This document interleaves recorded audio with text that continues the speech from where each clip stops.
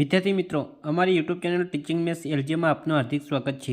જો મિત્રો તમે અમારી ચેનલમાં નવા હો તો ચેનલને સબસ્ક્રાઇબ કરવા વિનંતી, જેથી તમને જે નવી અપડેટ આવે છે તે અપડેટ મળતી રહે।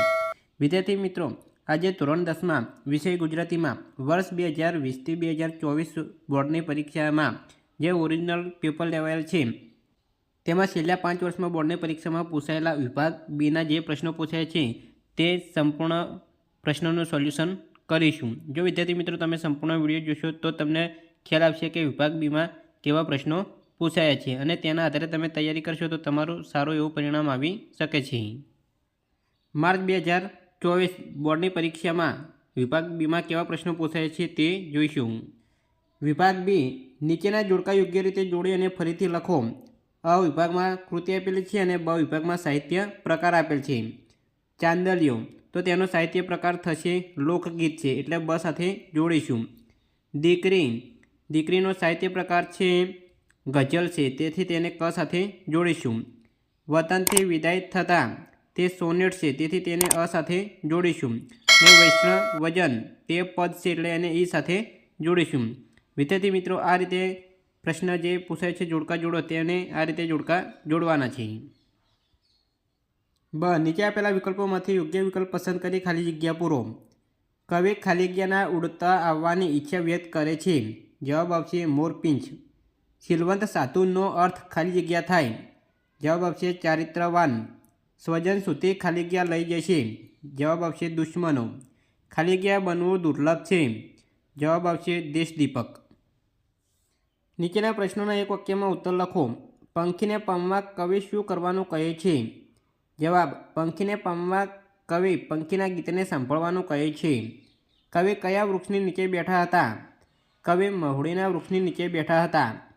નીચે આપેલા પ્રશ્નોના 3-4 વાક્યોમાં ઉત્તર લખો। કવિ રાજેન્દ્ર શાહ આપને વ્યથામાંથી કેવી રીતે રસ્તો કાઢવાનું કહે છે? વિદ્યાર્થી મિત્રો, આ પ્રશ્ન કાવ્ય નંબર 17 દિવસો જુદાઈના જાય છે તેમાંથી પૂછાયેલ છે। અહીં લોંગ પ્રશ્નો હોવાથી પ્રશ્નો કયા કાવ્યમાંથી પૂછાયેલ છે તે જણાવેલ છે, તેથી તમે તેમાંથી તૈયારી કરી શકો છો। સત્યના આયુધની કઈ વિશેષતા છે? આ પ્રશ્ન કાવ્ય નંબર 7 હું એવો ગુજરાતી તેમાંથી પૂછાયેલ છે। દીકરીના માથે હાથ ફેરવવો અને દીકરી હાથ દે એ બેમાં શો તફાવત છે? આ પ્રશ્ન કાવ્ય નંબર 5 દીકરી તેમાંથી પૂછાયેલ છે। નીચે આપેલા પ્રશ્નોના 10-12 વાક્યોમાં મુદ્દાસર ઉત્તર લખો। હું એવો ગુજરાતી કાવ્યમાં કવિ પોતે ગુજરાતી હોવાનું ગૌરવ કયા કયા કારણોસર અનુભવે છે? આ પ્રશ્ન કાવ્ય નંબર 7 હું એવો ગુજરાતી તેમાંથી પૂછાયેલ છે। વૈષ્ણવજન પદના આધારે વૈષ્ણવજનના લક્ષણો જણાવો। આ પ્રશ્ન કાવ્ય નંબર 1 વૈષ્ણવજન તેમાંથી પૂછાયેલ છે। વતનથી વિદાય થતાં કવિએ અનુભવેલી વેદનાનું વર્ણન કરો। આ પ્રશ્ન કાવ્ય નંબર 13 વતનથી વિદાય થતાં તેમાંથી પૂછાયેલ છે। વિદ્યાર્થી મિત્રો, માર્ચ 2023માં બોર્ડની પરીક્ષામાં વિભાગ બીમાં કેવા પ્રશ્નો પૂછાયા છે તે જોઈશું। વિભાગ બી, નીચેના જોડકા યોગ્ય રીતે જોડીને ફરીથી લખો। વિભાગ અમાં કૃતિ આપેલી છે અને વિભાગ બમાં કાવ્ય સંગ્રહ આપેલ છે। એક બપોર તે કયા કાવ્ય સંગ્રહમાંથી લેવામાં આવેલ છે? તો જવાબ આવશે અંગત, એટલે તેને બ સાથે જોડીશું। વતનથી વિદાય થતાં તે અંતરિક્ષ કાવ્ય સંગ્રહમાંથી લેવાયેલ છે, માટે તેને ક સાથે જોડીશું। શિકારીને તે કલાપીનો કેકારવ તે કાવ્ય સંગ્રહમાંથી લીધેલ છે, માટે એ સાથે જોડીશું। માધવને દીઠો છે ક્યાંય તે વરસાદની મોસમ કાવ્ય સંગ્રહમાંથી લીધેલ છે, એટલે અ સાથે જોડીશું। વિદ્યાર્થી મિત્રો, આ પ્રમાણે કૃતિ અને કયા કાવ્ય સંગ્રહમાંથી લીધેલ છે તેની સાથે જોડકા જોડવાના છે। નીચે આપેલા પ્રશ્નોના એક વાક્યમાં ઉત્તર લખો। ચાંદલિયો લોકગીતમાં કયા સંબંધોનું મધુર ચિત્ર નિરૂપાયું છે? જવાબ, ચાંદલિયો લોકગીતમાં કુટુંબના સંબંધોનું મધુર ચિત્ર નિરૂપાયું છે। એક બપોરે કાવ્યમાં બપોર એ શેનું પ્રતીક છે? તો જવાબ આવશે એક બપોરે કાવ્યમાં બપોરે મધ્યાહનનું પ્રતીક છે। નીચે આપેલા પ્રશ્નોના 3-4 વાક્યોમાં ઉત્તર લખો। માધવને દીઠો છે ક્યાંય કાવ્યમાં કવિએ કૃષ્ણ વિરહને કયા કયા પ્રતીકો દ્વારા તીવ્ર બનાવ્યો છે? વિદ્યાર્થી મિત્રો, આ પ્રશ્ન કાવ્ય નંબર 9 માધવ દીઠો છે ક્યાંય તેમાંથી પૂછાયેલ છે। શિકારીને કાવ્યમાં કવિ પક્ષીને પામવા શું કરવાનું કહે છે? આ પ્રશ્ન કાવ્ય નંબર 11 શિકારીને તેમાંથી પૂછાયેલ છે.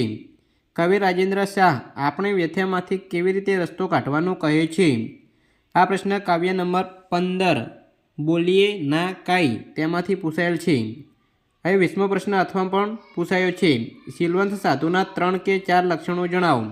આ પ્રશ્ન કાવ્ય નંબર 3 શીલવંત સાધુને તેમાંથી પૂછાયેલ છે.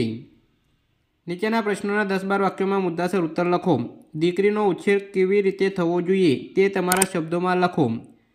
આ પ્રશ્ન કાવ્ય નંબર 5 દીકરી તેમાંથી પૂછાયેલ છે. હું એવો ગુજરાતી કાવ્યને આધારે ગુજરાતનો મહિમા વર્ણવો. આ પ્રશ્ન કાવ્ય નંબર 7 હું એવો ગુજરાતી તેમાંથી પૂછાયેલ છે. અહીં પ્રશ્ન અથવા પૂછાયેલ છે. મુક્તક એટલે શું? સફળતા જિંદગીની હસ્તરેખામાં નથી હોતી. માં રહીશ મણિયાર શું કહેવા માંગે છે? આ પ્રશ્ન કાવ્ય નંબર 23 જે લઘુકાવ્યો આપેલા છે તેમાંથી પૂછાયેલ છે. વિદ્યાર્થી મિત્રો અહીં માર્ચ 2023માં જે બોર્ડની પરીક્ષામાં વિભાગ બીમાં પ્રશ્નો પૂછાયા છે તે જોઈ ગયા. હવે આગળ માર્ચ 2022માં કેવા પ્રશ્નો પૂછાયા છે તે જોઈશું. માર્ચ 2022 બોર્ડની પરીક્ષામાં વિભાગ બીમાં કેવા પ્રશ્નો પૂછાયા છે તે જોઈશું. વિભાગ બ પદ્ય વિભાગ છે. નીચેના જોડકા યોગ્ય રીતે જોડીને ફરીથી લખો. અ વિભાગ આપેલ છે અને બ વિભાગ આપેલ છે. અ વિભાગમાં કૃતિ આપેલી છે અને બ વિભાગમાં કર્તા આપેલા છે. વૈષ્ણવજન કૃતિ આપેલી છે તો તેના કર્તા છે નરસિંહ મહેતા એટલે ક સાથે જોડીશું. દિવસો જુદાઈના જાય છે તે કૃતિ છે તો તેના કર્તા છે ગની દહીવાલા તો તેને ઈ સાથે જોડીશું. વતનથી વિદાય થતાં તેના કર્તા છે જયંત પાઠક તેથી અ સાથે જોડીશું. માધવને દીઠો છે ક્યાંય તેના કવિ છે હરીન્દ્ર દવે તેથી તેને બ સાથે જોડીશું. તો વિદ્યાર્થી મિત્રો આ રીતે પદ્ય કૃતિ આપેલી છે અને કર્તા આપેલા છે તો જોડકા આ રીતે જોડવાના છે. નીચે આપેલા વિકલ્પોમાંથી યોગ્ય વિકલ્પ પસંદ કરી ખાલી જગ્યા પૂરો. નરસિંહ મહેતાના પદ ખાલી જગ્યા તરીકે જાણીતા છે. જવાબ આવશે પ્રભાતિયા. પાતાળમાં ખાલી જગ્યા પરખાય છે. જવાબ આવશે હરિવર. સમગ્ર વિશ્વ ખાલી જગ્યાનો આશ્રમ છે. જવાબ આવશે સંતો. ખાલી જગ્યા બનવું દુર્લભ છે. જવાબ આવશે દેશદીપક. ક નીચે આપેલા પ્રશ્નોના એક વાક્યમાં ઉત્તર લખો. વતનની હદ પૂરી થતાં કોને પાછા જવાનું છે? જવાબ વતનની હદ પૂરી થતાં કૂતરાને પાછા જવાનું છે. કવિ ક્યાં જવાની ના પાડે છે? તો કવિ ધરા સુધી કે ઊંચે ગગન સુધી જવાની ના પાડે છે. નીચે આપેલા પ્રશ્નોના 3-4 વાક્યમાં ઉત્તર લખો. ગંગા સતી પાનબાઈને કેવી વ્યક્તિની સંગત કરવાનું કહે છે? વિદ્યાર્થી મિત્રો આ પ્રશ્ન કાવ્ય નંબર 3 શીલવંત સાધુને તેમાંથી પૂછાયેલ છે. બોલીએ ના કાંઈ કાવ્યમાં કવિ આપણને શાંત રહેવાની શીખ શા માટે આપે છે? આ પ્રશ્ન કાવ્ય નંબર 15 બોલીએ ના કાંઈ તેમાંથી પૂછાયેલ છે. સ્વર્ગને એક એક દેવીની ઝલકમાં દીકરી છે. સુખડ ચંદનને કુમકુમના તિલકમાં દીકરી. કાવ્ય પંક્તિ સમજાવો.